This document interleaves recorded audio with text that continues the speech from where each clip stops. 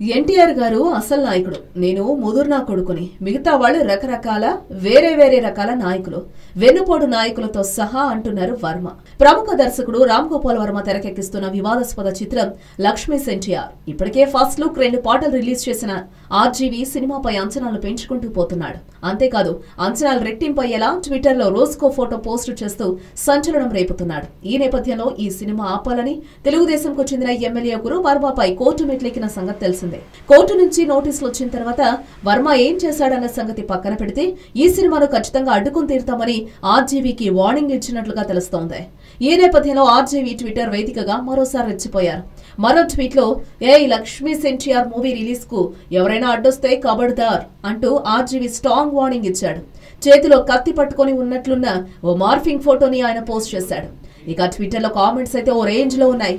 వీడు మగాడ్రా బుజ్జి అని కొందరు అభిమానులు కామెంట్ చేయగా మరికొందరు మేము అడ్డుకోం సార్ అంటూ సరదాగా కామెంట్ చేస్తున్నారు. హలో, మిమ్మల్నే యోయో టీవీ యాప్ డౌన్లోడ్ చేసుకున్నారా? ఇంకా లేదా? మీ యాప్ స్టోర్ కి వెళ్ళి వెంటనే డౌన్లోడ్ చేసుకోండి.